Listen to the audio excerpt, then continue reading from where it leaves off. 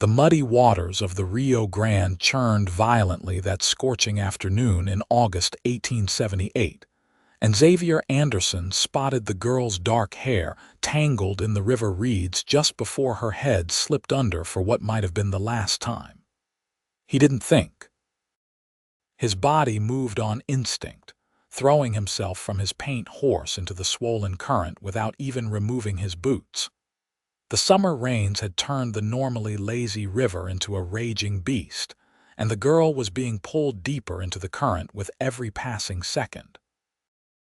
Xavier fought against the water, his arms burning as he pushed through the debris flowing downstream. A broken tree branch scraped against his shoulder, tearing his shirt, but he kept swimming toward where he'd last seen that flash of dark hair. His fingers found fabric first, then a slender arm. He grabbed hold and pulled, breaking the surface with a gasp as he dragged the girl's limp body against his chest. She couldn't have been more than 18 or 19, her Apache dress clinging to her small frame. Her eyes were closed, lips blue, and for a terrifying moment Xavier thought he was too late. The current tried to rip her from his grasp, but he held firm, kicking toward the eastern bank where the water ran slower. His boots filled with water, dragging him down, but pure stubborn determination kept him moving. Finally, his feet found purchase on the muddy bottom. He stood, lifting the girl in his arms, and staggered onto the riverbank. Xavier laid her carefully on the grass and pressed his ear to her chest. Nothing. No breath, no heartbeat that he could detect over the pounding of his own pulse in his ears. He'd seen a cavalry doctor do this once, pushing on a man's chest to restart his heart.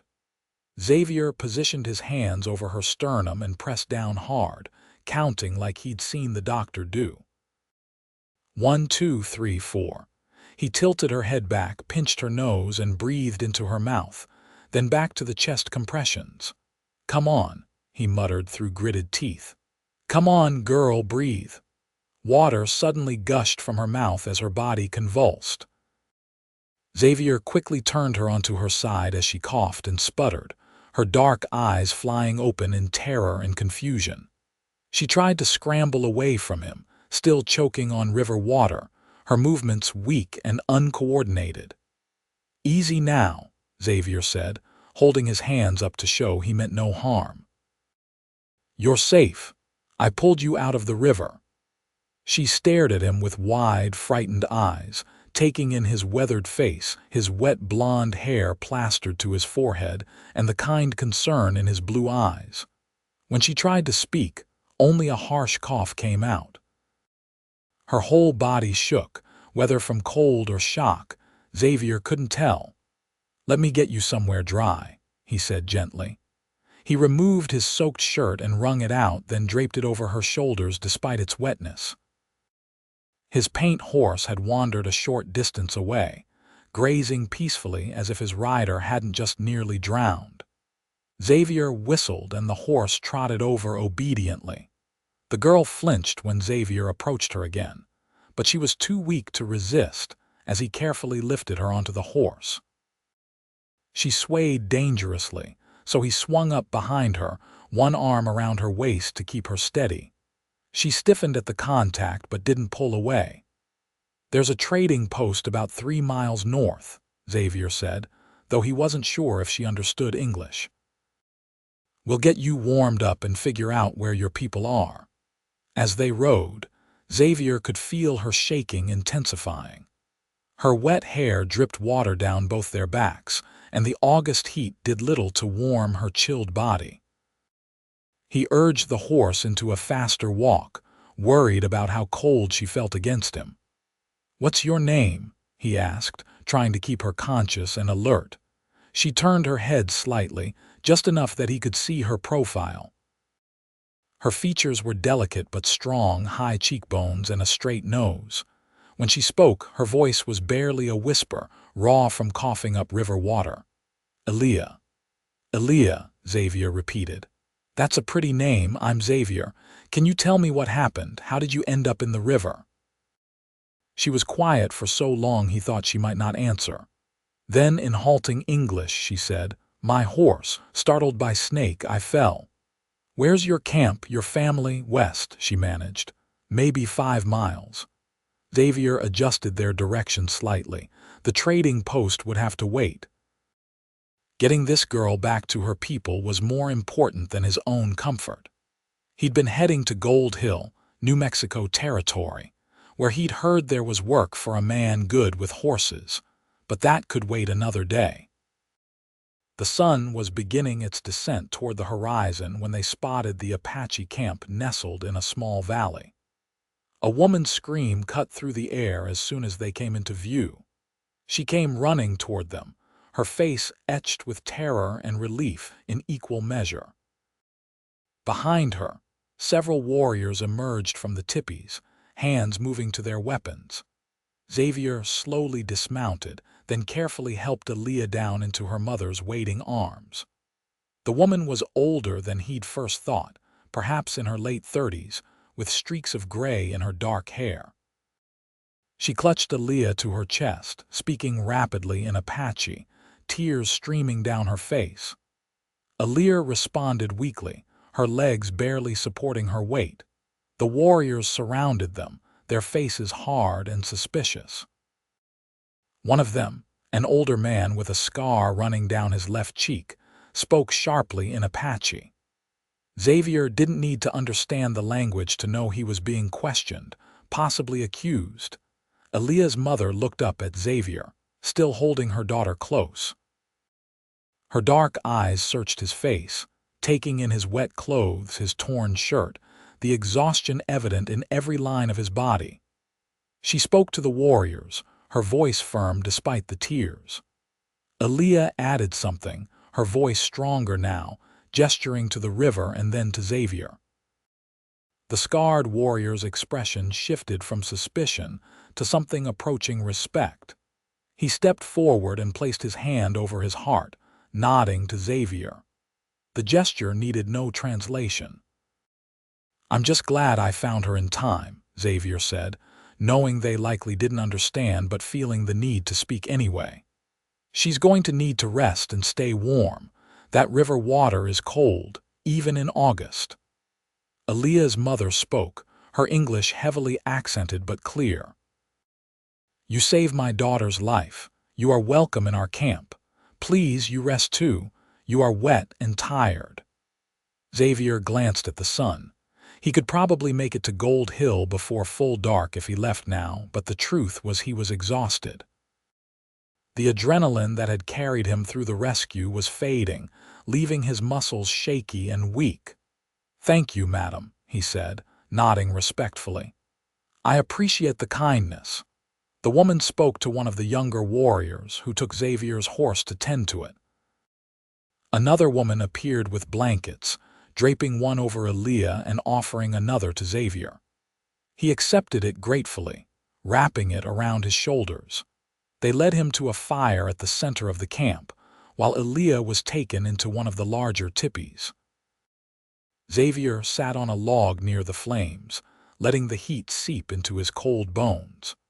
Several of the Apache men gathered around, and though he couldn't understand their words, he recognized the universal language of warriors sharing a fire. They were sizing him up, determining what kind of man he was. The scarred warrior offered him a water skin. Xavier drank deeply, not realizing how thirsty he'd been until the cool water hit his throat. "Thank you," he said, handing it back. "You are brave," the warrior said in broken English. "Not many white men would go into river for Apache girl." Xavier shrugged, uncomfortable with the praise. Couldn't just let her drown. Any decent person would have done the same. The warrior made a sound that might have been a laugh or a scoff. "You do not know many white men, I think." There was truth in that statement that Xavier couldn't deny.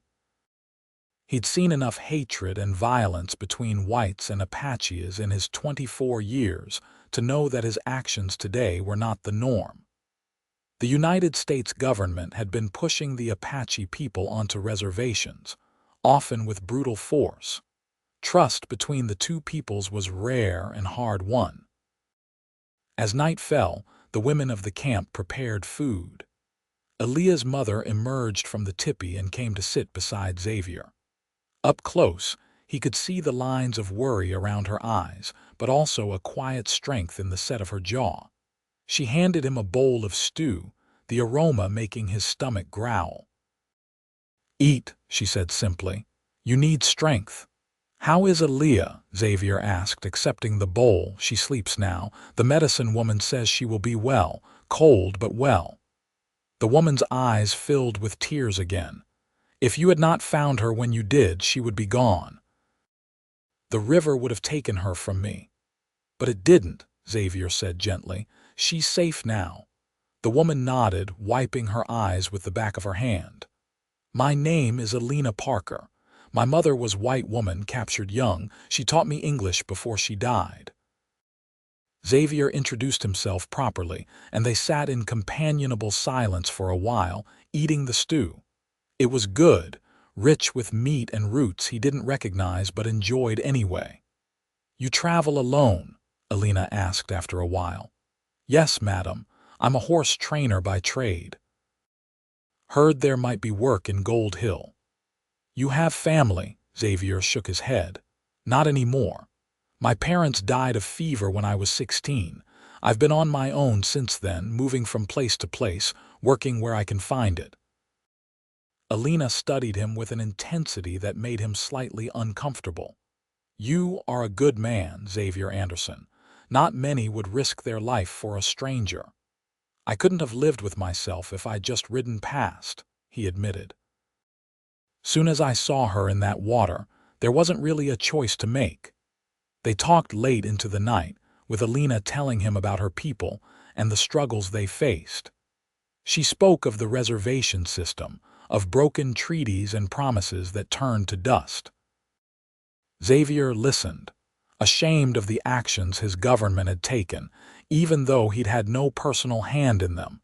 Eventually, exhaustion claimed him. Elena showed him to a small tipi at the edge of the camp where he could sleep.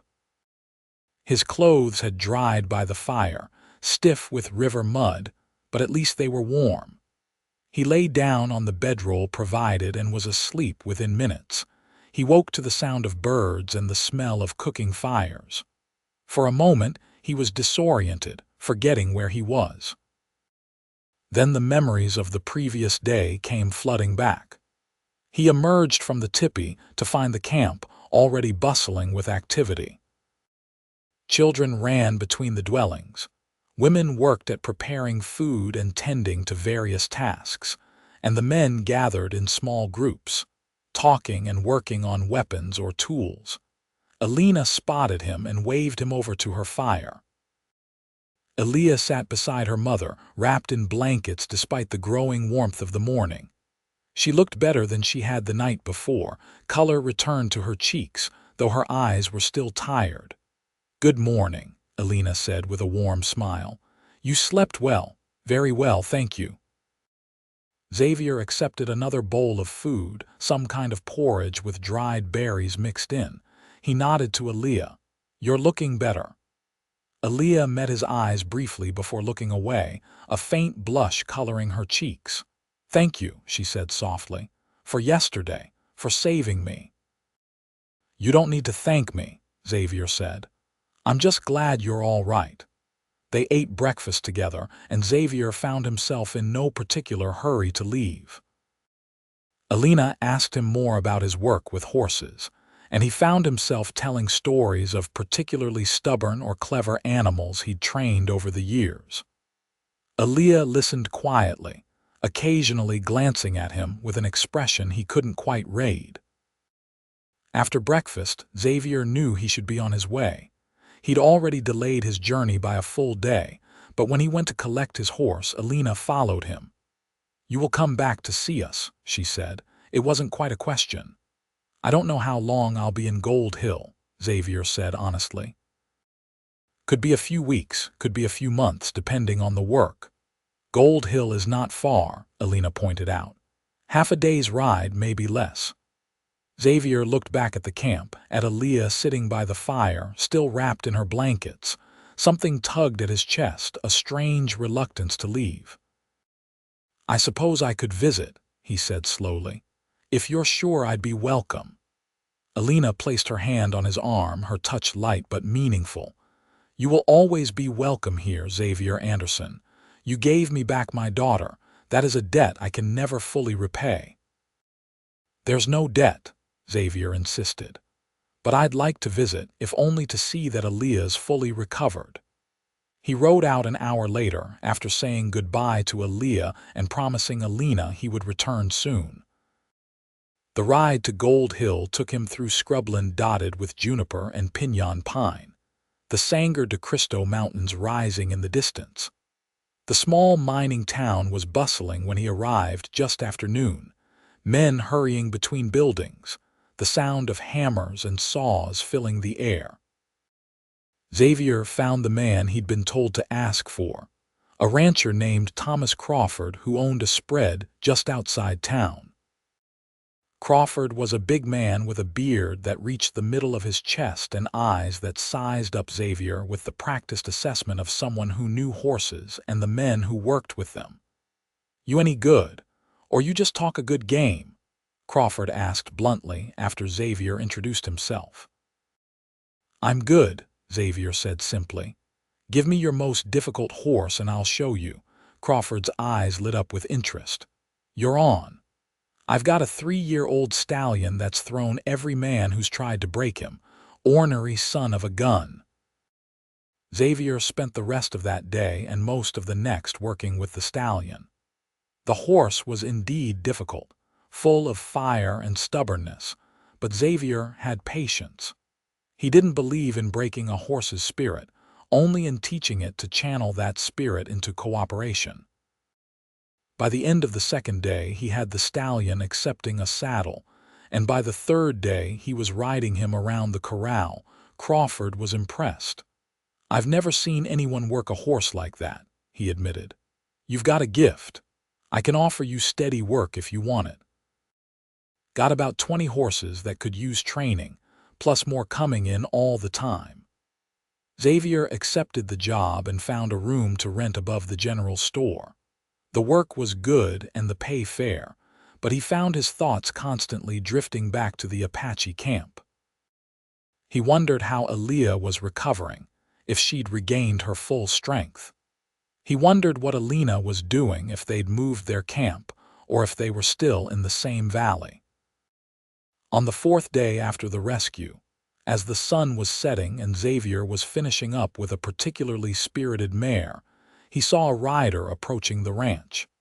His heart jumped when he recognized Elena, sitting straight-backed on a painted pony. She dismounted gracefully and walked toward him, her expression unreadable. Xavier wiped the sweat from his forehead and went to meet her. "Elena," he said, surprised, "is everything all right? Is Elia okay?" "Elia is well," Elena assured him. "She grows stronger each day. I came because I needed to speak with you." There was something in her tone that made Xavier nervous. "All right, let me just finish up here and we can talk." He quickly tended to the mare, putting her back in her stall with fresh water and feed, then walked with Elena away from the barn where they could have some privacy. The evening air was cooling, a blessed relief from the heat of the day. Elena was quiet for a long moment, seeming to gather her thoughts. When she finally spoke, her voice was steady but laced with emotion. "I have thought much about what you did," she said. "How you risked your life for Elia without hesitation, without thinking of reward or recognition. I have thought about our talks, about the kind of man you are." Xavier waited, unsure where this was going. "I am a widow," Elena continued. "My husband died 3 winters ago, killed by soldiers who mistook him for a hostile. Since then, I have raised Elia alone. It has been difficult, but we have managed. But watching you with my daughter, seeing how you treated her with such care and respect, I realized something." She paused, and in the fading light, Xavier could see tears glistening in her eyes. "I realized that I have been lonely," Elena said softly. "Not just for a man, but for a partner. someone to share the burdens of life with, someone kind and brave and good. Xavier's heart began to pound. He had an idea where this was going, but it seemed too impossible to believe. Elena took a step closer to him, looking up into his face. "I am offering you my heart, Xavier Anderson. I am asking if you would consider taking me as your wife." The world seemed to stop spinning. Xavier stared at her, his mind reeling. He'd known this woman for barely 4 days, and yet in those brief interactions, he'd felt more connection with her than he'd felt with anyone in years. She was strong and intelligent, beautiful in a way that had nothing to do with youth and everything to do with character. "Elena," he said, his voice rough with emotion, "I'm honored, truly, but are you sure? We barely know each other." "I know enough," Elena said firmly. "I know you are brave, I know you are kind, I know you value life, even the life of someone different from you. These things tell me more about who you are than months of casual acquaintance might." "What about Elia?" Xavier asked. "What does she think about this?" A small smile crossed Elena's face. "Elia told me I should come speak to you. She said any man who would jump into a raging river to save a stranger is a man worth knowing better. She said she would be happy to have such a man in our family." Xavier's mind raced. This was crazy, impulsive, the kind of decision that should take months or years to make. And yet, when he looked at Elena, at the hope and vulnerability in her eyes, he knew his answer. "Yes," he said, and the word felt right, felt true. "Yes, I would be honored to be your husband." Elena's face broke into a radiant smile. She reached up and touched his cheek gently, her palm warm against his skin. "You will not regret this, Xavier. I promise you that." "I already know I won't," he said, covering her hand with his own. They stood there in the gathering darkness, two people from different worlds who had found each other in the most unlikely of circumstances. Xavier knew there would be challenges ahead, prejudices to face, difficulties to overcome. But in that moment, none of that mattered. What mattered was the woman standing before him, offering him not just her heart, but a chance at the kind of life he'd never dared to dream of. "When?" he asked simply. "We do not have the long courtships of white people," Elena said. "If we are sure we marry, we can do it whenever you are ready." Xavier thought about his job, about the work waiting for him. Crawford would understand or he wouldn't. Either way, some things were more important than breaking horses. "How about tomorrow?" he suggested. Elena laughed, a sound like music. "Tomorrow is good." They made plans as they walked back to where her pony was waiting. Elena would return to camp that night and prepare. Xavier would come the next day, and they would be married in the Apache tradition. It would be small and simple, just their people as witnesses, but it would be real. After Elena rode away, Xavier stood in the twilight, trying to process what had just happened. 4 days ago, he'd been a solitary drifter with no family and no real prospects beyond the next job. Now he was about to have a wife and a stepdaughter, about to become part of a community that would welcome him despite the differences between them. He went to find Crawford and explained the situation. The rancher listened with raised eyebrows, then shook his head with a rueful smile. "Well, I'll be damned," he said. "Known you for days and you're already getting hitched. That's got to be some kind of record."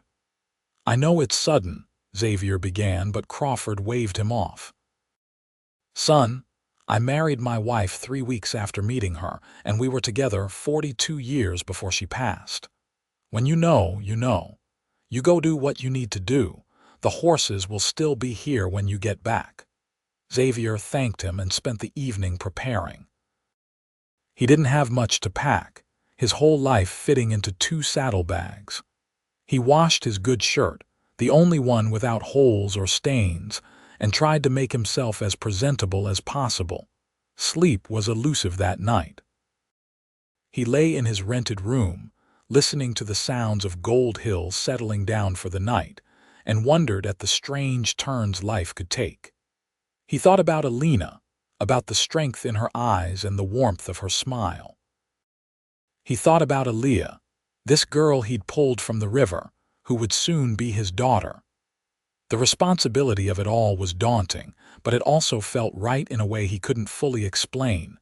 Morning came with a brilliant sunrise, painting the sky in shades of orange and pink. Xavier dressed carefully, saddled his horse, and rode out of Gold Hill as the town was just beginning to wake. The journey to the Apache camp felt both too long and too short. His nerves grew with each mile, but underneath, the nervousness was a steady current of certainty. The camp came into view around mid-morning. Alina was waiting for him at the edge, dressed in a beautiful buckskin dress adorned with intricate beadwork. Her hair was loose and flowing, decorated with small white flowers. She was stunning, and Xavier's breath caught in his throat at the sight of her. He dismounted and walked to her, suddenly feeling awkward and unsure. Alina smiled at him, easing his nervousness. "You came," she said softly. "Of course I came," Xavier replied. "Did you think I wouldn't?" "I hoped you would not change your mind in the night." "Not a chance," he assured her. Alina took his hand and led him into the camp. The people had gathered, men and women and children, all watching with curious eyes. Elia stood near the central fire, and she smiled shyly at Xavier when their eyes met. She looked fully recovered now, all traces of her ordeal erased. The ceremony itself was simpler than Xavier had expected. The scarred warrior, who he learned was named Nate and was the chief of this small band, spoke words in Apache that Alina quietly translated. They were words about partnership and respect, about two people choosing to walk the same path. Nate took Xavier's hand and Alina's hand and bound them together with a woven cord, symbolizing their union. "In the eyes of our people, you are now husband and wife," Alina translated the final words. "May your path together be long and blessed." The people cheered and came forward to offer their congratulations. The women embraced Alina while the men clapped Xavier on the shoulder with varying degrees of force. Elia approached last, looking uncertain. "I guess this makes you my father now," she said in careful English. Xavier knelt so he was at her eye level. "Only if you wanted to. I know I can't replace your real father, but I promise I'll do my best to take care of you and your mother, and to be worthy of the trust you've both placed in me." Elia considered this for a moment, then nodded. "I think I would like that." A feast followed the ceremony, with food and music and dancing. Xavier found himself pulled into the celebration, laughing as the Apache women tried to teach him their dances. He was terrible at it, all awkward limbs and mistimed steps, but everyone seemed to find his attempts endearing rather than offensive. As the sun began to set, Alina took his hand and led him away from the festivities to a tipi that had been prepared for them. It was decorated with care, soft furs laid out as bedding, a small fire burning in the center.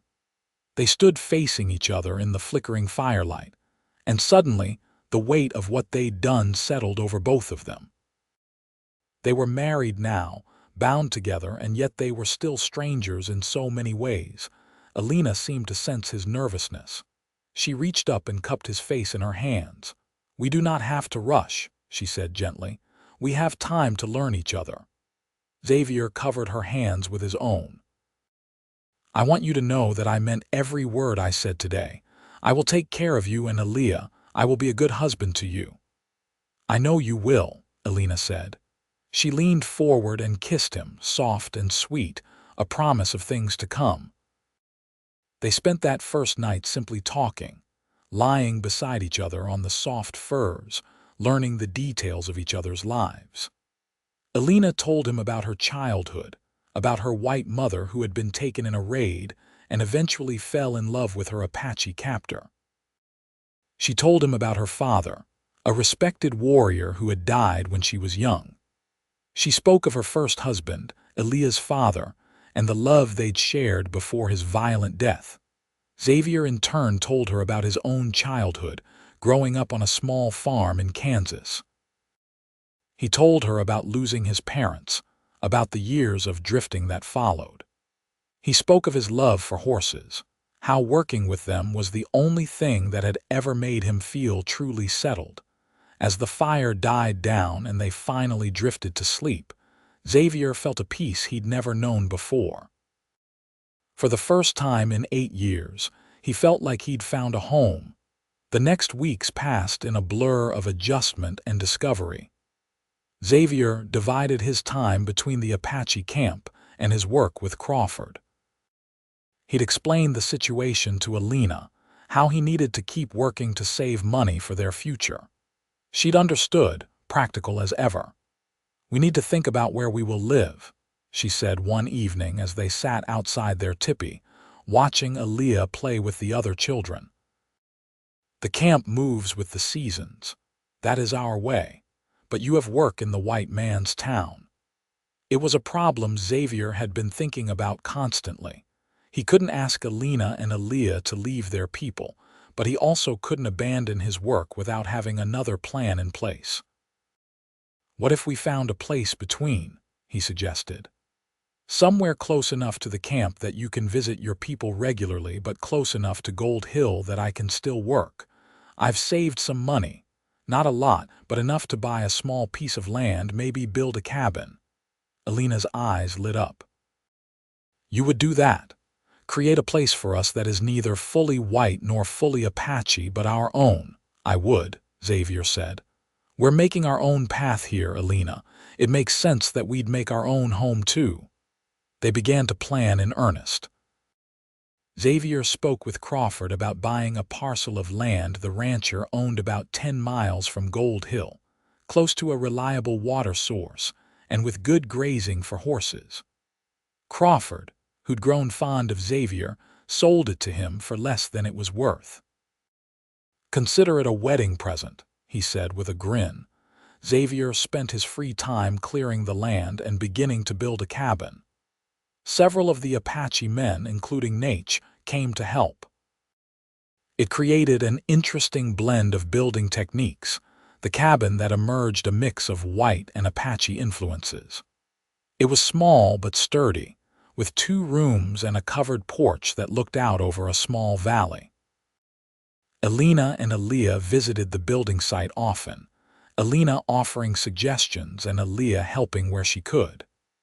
Xavier watched his new daughter slowly open up, becoming more comfortable around him. She'd started calling him by his name rather than avoiding addressing him directly, which he took as progress. One afternoon, while Elena was inside the partially built cabin discussing where she wanted the cooking area, Elia approached Xavier where he was working on the porch railing.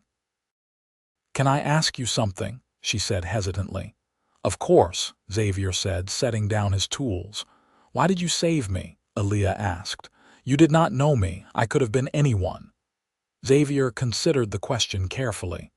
"I saved you because it was the right thing to do. Because your life has value, just like every life has value. I couldn't have just ridden past and let you drown." "But many white men would have," Elia pointed out. "Many white men hate my people." "I'm not those men," Xavier said simply. "I judge people by their actions and their character, not by the color of their skin or the language they speak." Leah was quiet for a moment. "My mother is very happy with you. I have not seen her smile so much since before my father died." Xavier felt warmth spread through his chest. "Your mother makes me happy too, and so do you, Elia.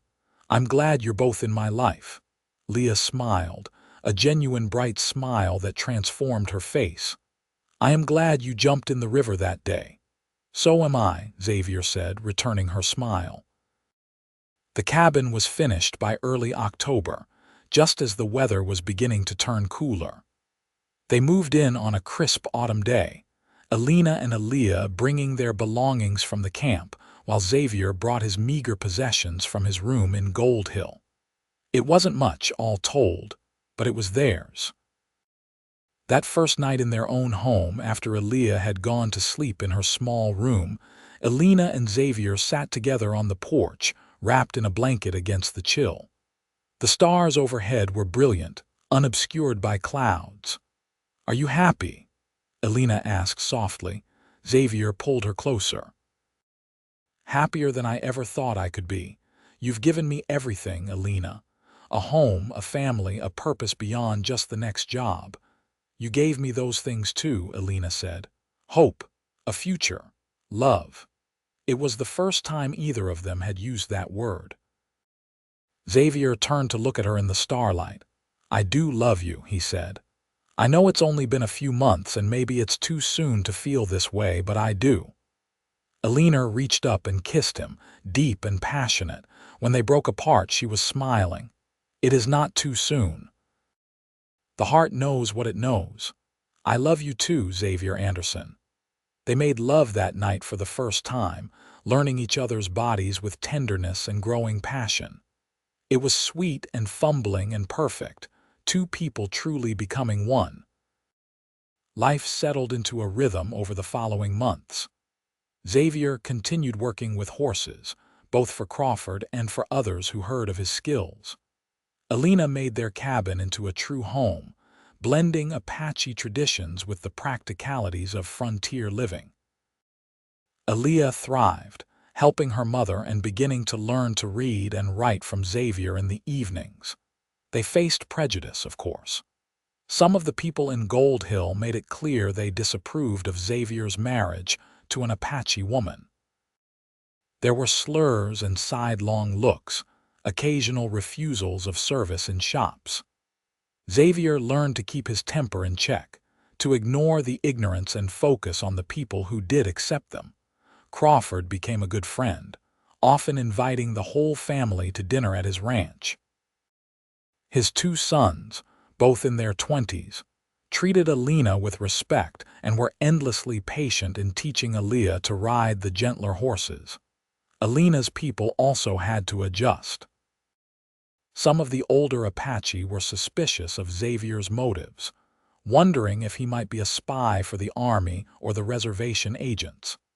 But Nate vouched for him, and gradually, Xavier proved himself through his actions and his obvious devotion to Elena and Elia.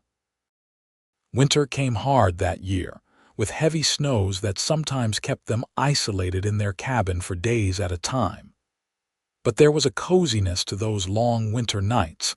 The three of them gathered around the fire, telling stories or playing simple games.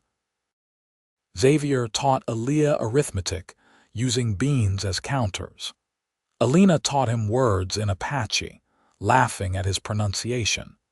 It was during one of these snowbound evenings in January that Elena told him she was pregnant. Xavier's reaction was pure joy.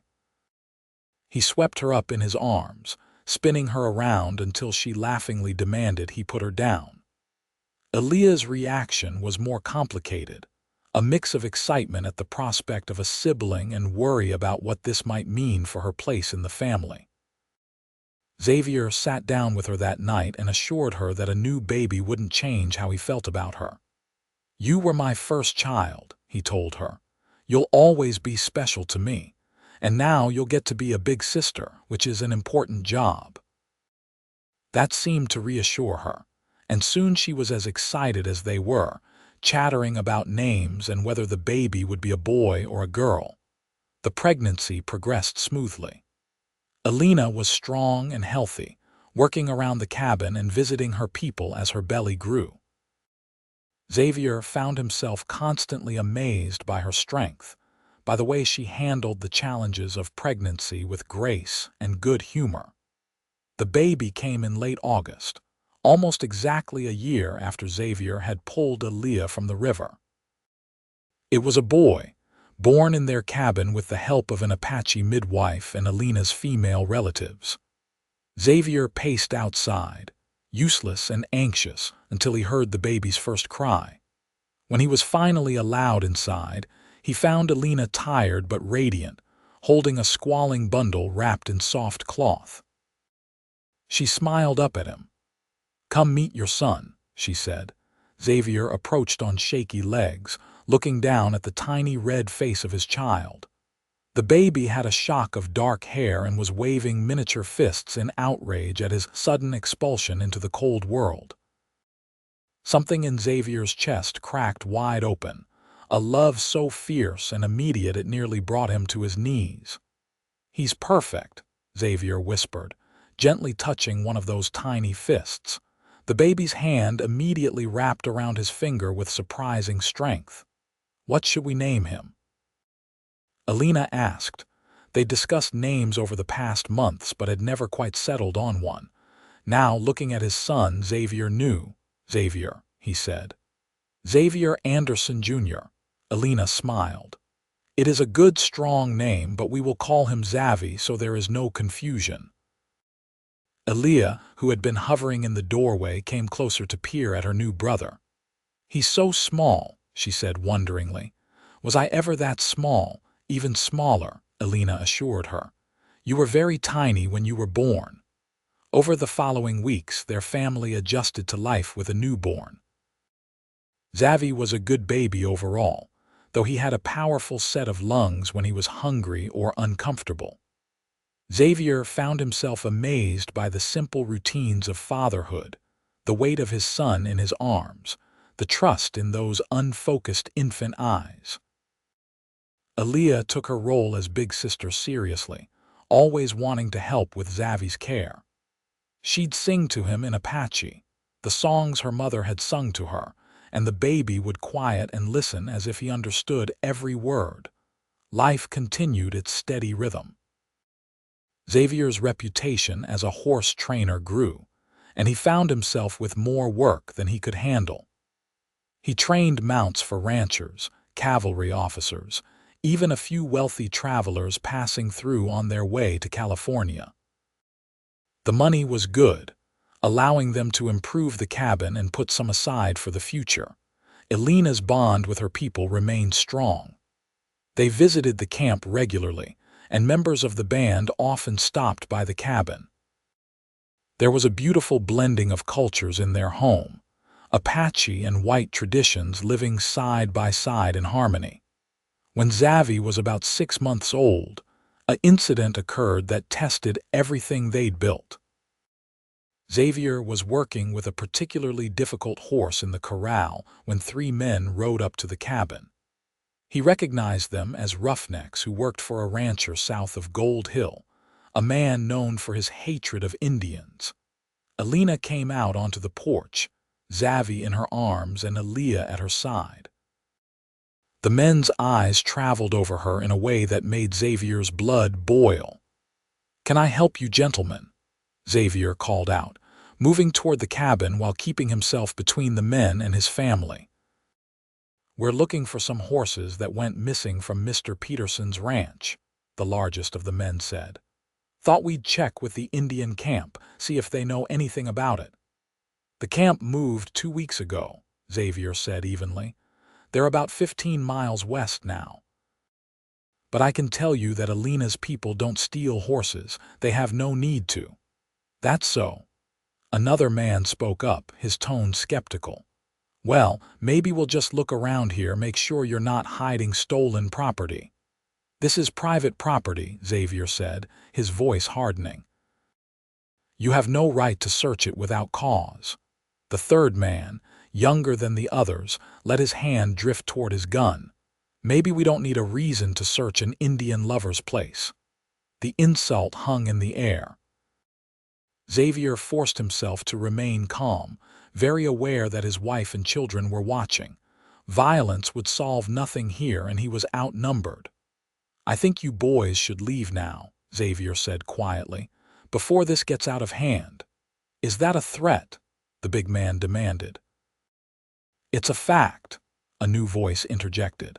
Xavier looked over to see Crawford riding up along with his 2 sons. The rancher must have been on his way to visit and seen the confrontation developing. "Xavier's right. You have no authority to search his property." and I can personally vouch for his character and that of his family." The three men looked at Crawford and his sons, clearly calculating the odds. Crawford was respected in the territory, his word carrying weight. After a tense moment, the big man spat in the dust. "We'll be going," he said. "But Peterson's going to hear about this. About you protecting Indian thieves. You tell Peterson that if he has accusations to make, he can come talk to me directly," Crawford said calmly. "And if he finds his horses, he might want to check his own fencing before blaming others." The men rode off, leaving dust in their wake. Xavier let out a breath he hadn't realized he'd been holding. "Thank you," he said to Crawford. The rancher dismounted and clapped him on the shoulder. "That's what friends are for. You all right, Elena?" Elena had come down from the porch, still holding Xavi protectively. "We are fine, thank you, but I worry this will not be the last of such troubles." "Probably not," Crawford admitted. "There's a lot of hate in people's hearts these days, but you've got friends too, don't forget that." The incident shook Xavier more than he wanted to admit. That night, after the children were asleep, he and Elena talked about the future. "Maybe we should think about moving," Xavier said. "Somewhere where there's less prejudice, where the kids can grow up without this kind of hatred." "Where would we go?" Elena asked. "This hatred is everywhere. The only difference is whether people act on it or keep it hidden." "I just want to keep you safe," Xavier said. "You and the children. I can't stand the thought of someone hurting you because of me." Elena took his hands in hers. "Xavier, I knew what I was choosing when I offered you my heart. I knew there would be difficulties. But I chose you anyway because you are worth it. We are worth it." "You're sure?" Xavier asked. "I am sure," Elena said firmly. "This is our home. These are our people, both Apache and white. We do not run from fear. We stand and we fight with dignity and strength." Her words steadied him. She was right, of course. Running would solve nothing. Their life was here, their friends and family were here. They would face whatever came together. The stolen horses were found a week later, having simply broken through a weak section of Peterson's fence and wandered off. No apology came from Peterson or his men, but no further accusations were made either. Life went on. The seasons turned, bringing spring and new life to the land. Xavi grew from a baby into a toddler, taking his first wobbling steps in the cabin while Elia cheered him on. Elena's people faced increasing pressure from the government to move onto the reservation, but Nature's band resisted, clinging to their traditional lands for as long as they could. Xavier and Elena's love deepened with each passing day. They learned each other's rhythms, the small gestures of affection that needed no words. Elena would touch Xavier's shoulder as she passed, a simple acknowledgement of his presence that never failed to warm him. Xavier would bring her wildflowers he found while riding, watching her face light up at the small gift. Leah grew into a beautiful young woman, caught between two worlds but increasingly comfortable in both. She could speak English and Apache with equal fluency, could cook both white and Apache foods, could ride and shoot as well as any boy her age. When Xavi was 3 years old, Elena became pregnant again. This time, Xavier knew what to expect, and he was less anxious though no less excited. The baby, another boy, was born in early spring. They named him William after Xavier's father. The cabin was crowded now with 2 growing children, but it was a happy crowdedness. Xavi adored his baby brother, wanting to help with everything. Elia, now 15, was invaluable in helping Elena manage the household and care for the babies. One evening, when William was about 6 months old, Elia approached Xavier as he was working in the small barn he'd built to shelter the horses during bad weather. "Can we talk?" she asked. "Always," Xavier said, setting aside the harness he'd been mending. "What's on your mind?" Elia was quiet for a moment, seeming to gather her thoughts. "I have been thinking about my future, about what I want to do with my life." "That's good," Xavier encouraged. "You're certainly old enough to start thinking about such things. What are you considering?" "I want to teach," Elia said. "I want to help other Apache children learn to read and write, to understand the white man's world enough to navigate it, but without losing who they are." Xavier felt pride swell in his chest. "That's a wonderful goal, Elia, but you know there aren't many opportunities for Apache teachers." "I know," Elia said.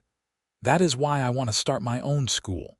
Maybe here, maybe at the reservation if my mother's people are eventually forced to go there. A place where children can learn both ways, both languages." "That takes money," Xavier pointed out gently, "and support from people in power." "I know," Elia said again, "but you taught me to read and write. You showed me that learning can be a bridge between worlds, not a betrayal of one for the other. I want to give that gift to others." Xavier pulled her into a hug. "Then we'll figure out how to make it happen. You have my full support, daughter." Elia hugged him back fiercely. "Thank you, father."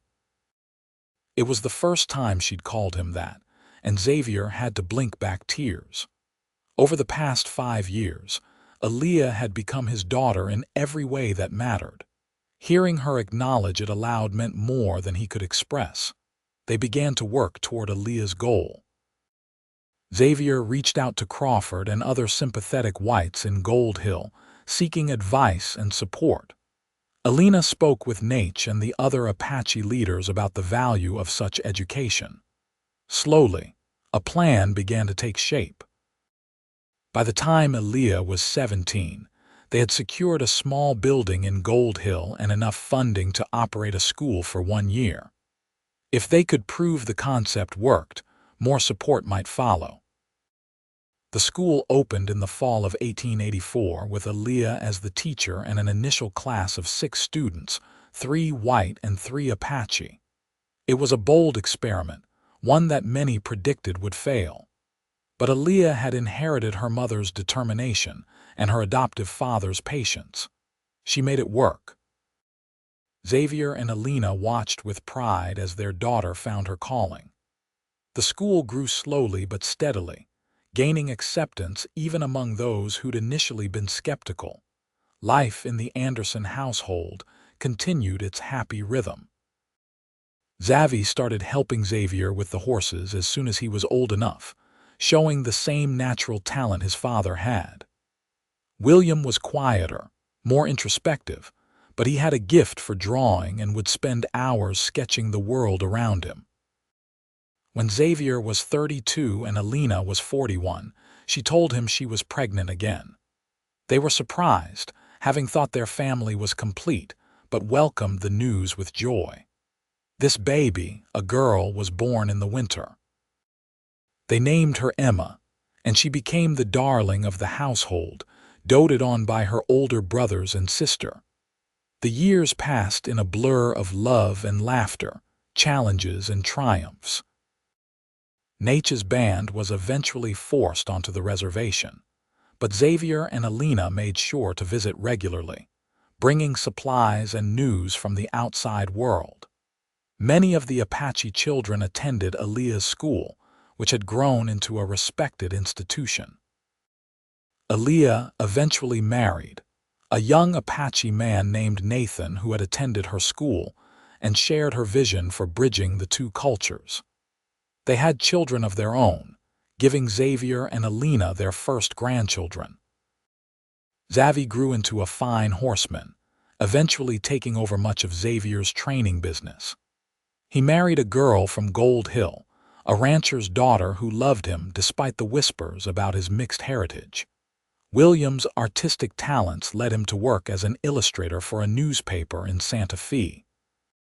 He too married and had children, visiting the family home as often as his work allowed.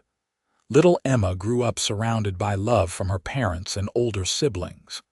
She became a teacher like Elia, working at the school and eventually taking it over when her sister retired. Through it all, Xavier and Elena's love remained the foundation on which everything was built. They'd started with a moment of desperate heroism in a raging river, and a bold offer made 4 days later. They'd built a life together that defied the prejudices of their time, that proved love could bridge any divide. On their 25th wedding anniversary, their children and grandchildren gathered at the old cabin for a celebration. It was a tight fit, bodies packed into every available space, laughter and conversation in both English and Apache filling the air. Xavier stood on the porch, watching his family, and felt Elena slip her hand into his. "Are you happy?" she asked, echoing the question from their first night in this cabin so many years ago. Xavier looked at her, this woman who had offered him her heart when he'd been a lonely drifter with nothing to his name. She was older now, her hair streaked with gray, her face lined with the marks of a life well lived. To him, she had never been more beautiful. "Happy doesn't begin to cover it," he said, pulling her close. "You've given me everything, Elena. A home, a family, a purpose, a love that I never dreamed possible." "We gave those things to each other," Elena corrected gently. "That is what partnership means." They stood together, watching their family, and Xavier thought back to that August day in 1878 when he'd seen dark hair tangled in river reeds. If someone had told him then that jumping into that river would lead to all of this, he never would have believed them. But life had a way of surprising you, of taking a single moment of courage and spinning it into something magnificent. The party continued late into the night, stories told and retold, food shared, and love celebrated. The younger grandchildren eventually fell asleep in piles like puppies. The older ones stayed up talking and laughing. Elia's school had proven that education could be a bridge between cultures. Xavier's success with horses showed that talent knew no ethnic boundaries. William's art captured the beauty of both worlds. And Emma's gentle teaching touched lives every day. As the celebration finally wound down and people began to depart or settle in for the night in various corners of the cabin and barn, Xavier and Elena retired to their room. It was the same room they'd shared that first night, though the cabin had been expanded over the years.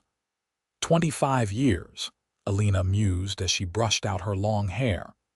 Sometimes it feels like yesterday, and sometimes it feels like we have always been together. "I know what you mean," Xavier said.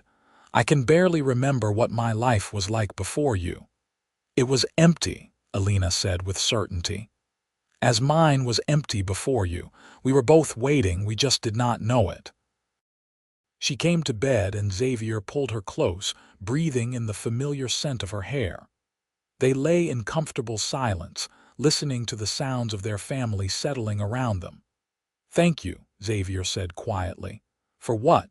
Elena asked. "For offering me your heart. For taking a chance on a stranger.